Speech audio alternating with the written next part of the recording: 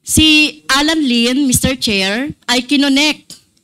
Sorry nakita ko kasi yung kinonect po kay Senator Bongo. So, ang ibig bang sabihin, involved din si Senator Bongo sa Is Senator Bongo involved in Pogo and in drugs? Were you able to investigate that? Ibig sabihin nito, it also would be wrong for you to include a person who is not involved. Hindi po involved sa illegal si Senator Bongo. Pwede bang sabihin na protector ito ng mga personality ng involved sa illegal? Pakibalik nga po Comsec yung matrix para po maintindihan po natin.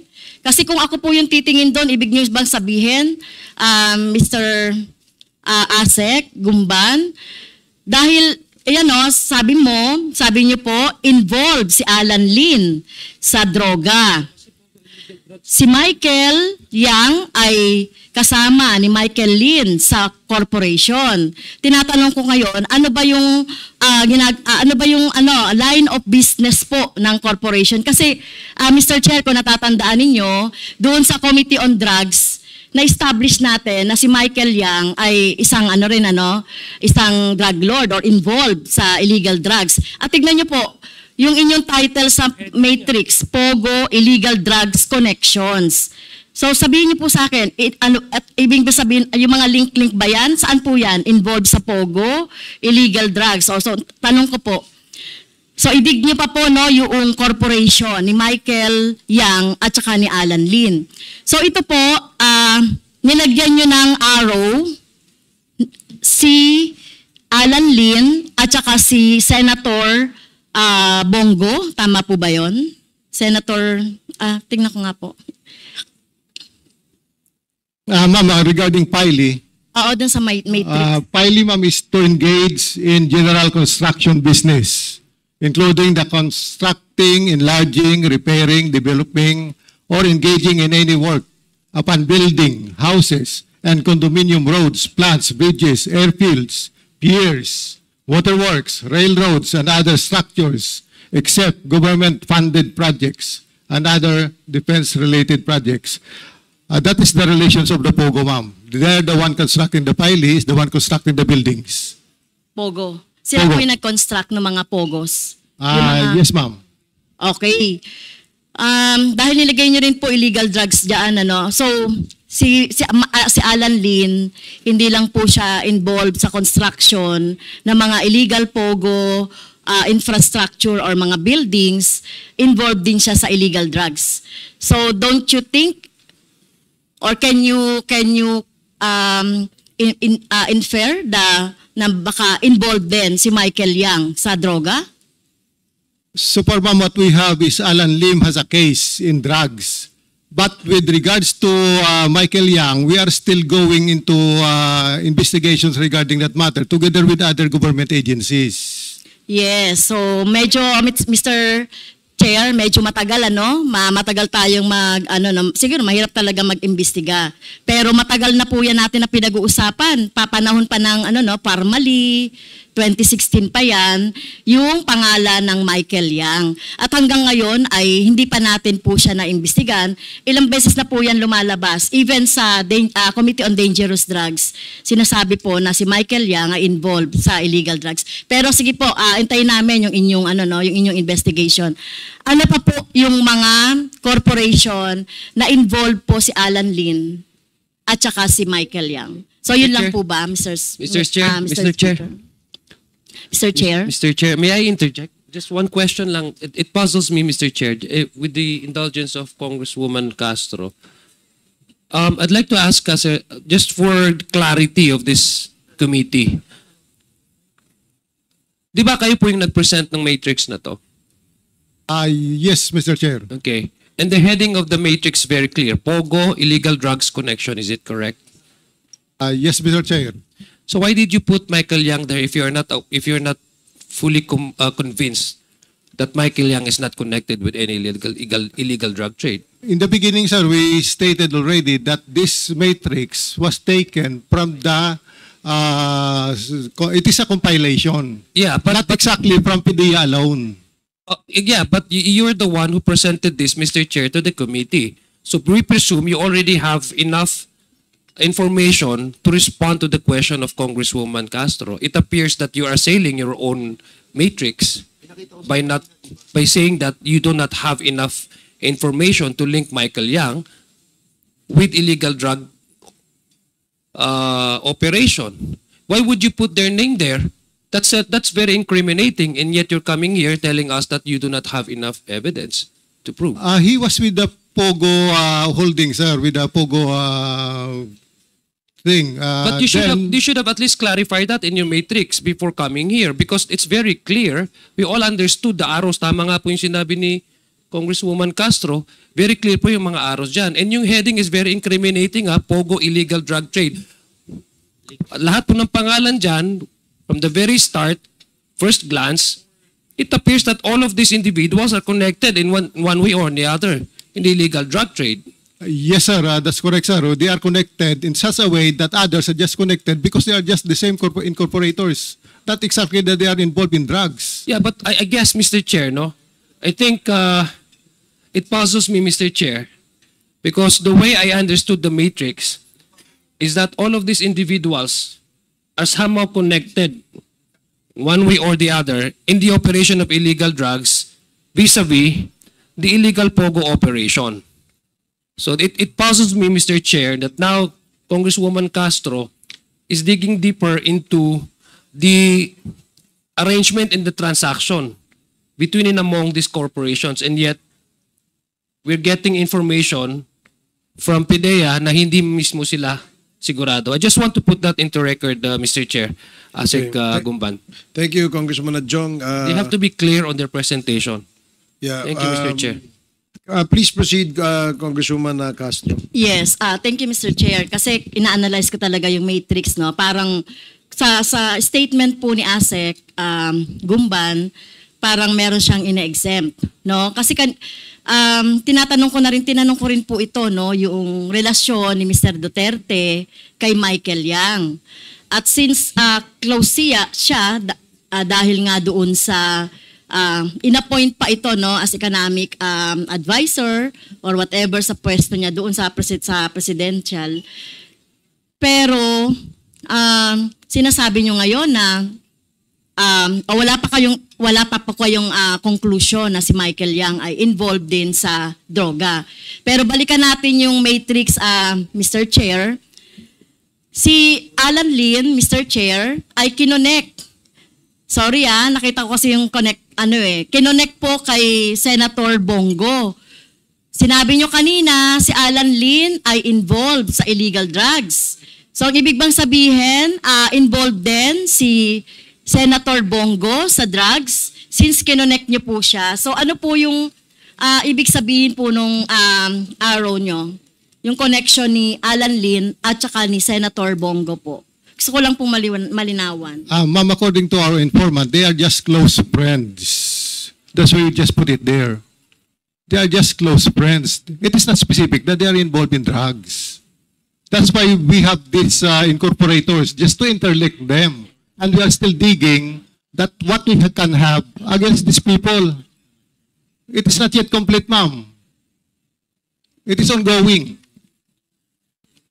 Okay. So, si Alan Lin po, no, close friend. So, alam po ni Bongo ang mga trabaho po ni Alan Lin. Na alam po ni Senator Bongo, dahil sila ay close friends, alam po niya na si Lin ay involved sa illegal drugs. Yan po yung tanong ko. Yun. That would be answered by Senator Bongo, ma'am, not us yet. Because we are still investigating, we do not have concrete proof yet of what their transactions is. Okay. What we have there is just they are just close friends, according to our informant. Okay. Okay. Thank We you do po. not know what they are talking about. They do not know what they are talking about if they are close friends. We are just guessing what they are talking.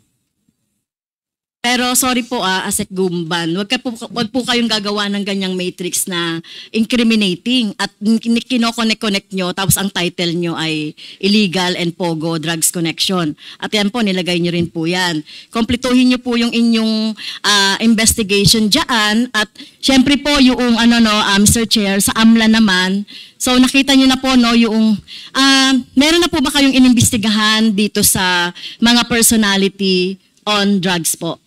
AMLA. As regards to kung meron pong money laundering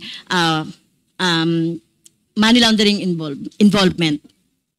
Sir Chair, based on the presentation, as far as I can recall, there's just one corporation there, the RMCE, where it owns an account that was subject of a petition for civil forfeiture by the MLC related to other subjects, Mr. Chair, who are not on the matrix. Okay, so sinabi na po ni Asek Gumban, Mr. Chair, na it's up for the AMLA to investigate. So pwede po ba, halimbawa yung si Michael Yang, yung Alan Lin, ay ma-subject din po sa kung meron po tayong tinakikitang money laundering activity po. Mr. Chair, we will coordinate po with the PIDEA, but then again, for the AMLC to have jurisdiction to conduct money laundering investigation, there must be an unlawful activity that has been developed already, Mr. Chair. But as regards to money laundering investigation, then we will coordinate, Mr. Chair, with the PIDEA. Napaka-selective po ng ating mga action po ng ating gobyerno, no? Katulad nitong AMLA, Mr. Chair. Yung mga religious organizations na gumagampan ng kanilang pagtulong, mga services sa mga may hirap, sa iba't ibang mga rural areas, sinabject nyo agad sa AMLA, sinabject nyo agad na ma-freeze yung mga, yung mga account. Samantalang ito, kung nakikita na natin na sinasabi naman ng PIDEA na involved sa illegal drugs, at sinasabi niya naman na sina-challenge kayo na tignan ninyo. So, pwede ba mag-coordinate po, Mr. Chair, ang AMLA at saka ang PIDEA para makita lang po talaga natin na merong talagang money laundering problem dyan po. Mr. Chair, we have a very strong coordination with the PIDEA, Mr. Chair. Okay. So, kailan po kayo mag-iimbestiga? Mr. Chair, O nagsisimula na? We are coordinating with PIDEA, Mr. Chair. Okay. So, thank you, Mr. Chair. So, siguro, for the last manifestation, yung pong ating yung ating pong matrix na pinipresent, it seems that Michael Yang, Alan Lin, Mr. Duterte are connected. At sinasabi ng PIDEA, Alan Lin is involved in illegal drugs and pogo. Therefore, si Michael Yang din po involved din dun sa pogo. Iimbestigahan pa rin po ng PIDEA ang involvement ni Michael Yang kasi nakita natin yung sinabi dito ni Mr. Duterte, kay Michael Yang, kung may mapapatunayan sa kanya. Tapos ito po yung tungkol doon kay Senator Bongo. So nakakalito lang po so sana po ay kung tayo po ay mag-iisip, malilink natin sila na involved sila. Okay? So yun lang po, Mr. Chair. Hintayin po natin yung mas malalim na investigation po ng PIDEA. Okay, Mr. Chair. thank you, Congresswoman Castro. So, if I may, Congressman Abante, following the line of questioning of Congresswoman Castro, may I ask the PIDEA that yung point po na when you submit to the committee a matrix, please make sure that the information that you have gathered are enough and sufficient to be able to prove your point. Because the committee is, we have a theory Yung aming theory from the beginning of this investigation tungkol sa drugs ay sinasabi na po natin na meron pong kaugnayan ang illegal drugs dito sa Pogo. And in between, yun ang hinuhukay natin at tinitingnan natin. Now, if personalities appear in the conduct of these proceedings, may mga personalidad na umapir, kailangan po ma-substantiate natin. Yun lang ang aking request. Kasi mahirap naman ho na mag-akusa tayo, tapos wala naman po tayong sufficient na ebidensya. But I do understand that the investigation is ongoing, and it's not very easy, really, to substantiate, no, or get more information in relation to the involvement of certain personalities. Mahirap talaga yon. Kasi hindi naman magpapahuli ng buhay kung totoo nga namang may involvement sa ganyang klaseng illegal activities yung mga yan. Hindi yan basta-basta maghuli. That's the reason why we have now uncovered that there are layerings. Naglayering po yung mga kumpanya kung saan itong mga drug personalities, alleged drug personalities are involved. Kaya ang ating na we should be circumspect at bigyan ng mas sufficient na mga information para mas tumibay ang ating mga ebidensya. Salamat, Pidea. Yes, Congressman Abante, before we proceed to another presentation. Yeah, in relation to what you said and Congresswoman Castro, no, Asek Gumban, why do you have to include Senator Bongo in the matrix when he is not even an incorporator? Because they're just close friends, you have to include him? Why? Yes, sir, that is to establish that these people, Alan Lim, has a connection to higher ups because of their friendship with higher people. Oh my goodness. Is Senator Bongo involved in Pogo and in drugs? Were you able to investigate that? Sorry, Mr. Chair, maybe the title is wrong. Our title of the presentation is wrong. So, ibig sabihin nito, it also would be wrong for you to include a person who is not involved in those alleged crimes. Asek Gumban. Yes, sir, as I have said, sir, the title of the matrix of our presentation is quite lacking. What we have, sir, is their connections. This Alan Lim, his connections with influential people. Just connection, whatever it is, they have If they have connection to influential people, ibig sabihin, tama si Congresswoman Castro, meron silang involvement doon. Inyo bang nababasa ito na meron tayong kasabihan, birds of the same feather flock together? Di ba? It's possible, sir. Oh, possible. O ngayon possible na. Kanina tinatanggi mo na si Michael Yang kasama doon, including the senator putting in there as close friends. Hindi dapat kasama. Oo. Yan ang sinasabi ni Chairman Ace Barbers. Huwag tayong magkakamali because you do not want to accuse a wrong person. Asek Gumban. Yes, Mr. Chair. Mr. Chair, Thank you. kung di po involved sa illegal drugs si Senator Bongo, pwede bang sabihin na protector ito ng mga personality ng involved sa illegal drugs? So logic lang po yun. Now, with So, the close indulgence friends. of Congresswoman Castro, mahirap po kasing kasi nga nabanggit po nila kanina na ongoing naman po yung kanilang investigation. We may probably have our own opinion on the presentation na ginawa nila, no, and there are questions still hanging, and in fairness naman sa kanila, hindi pa naman sila tapos, no, and I would beg the indulgence of Congresswoman Castro that to give them more time to submit to the committee kung ano ang kanilang findings. Sabi ko nga kanina, it is difficult really na magbanggit tayo ng pangalan na wala tayong sufficient na ebidensya. So I yield to the wisdom of our chair, Mr. Chair. Maraming salamat po, Congresswoman Castro.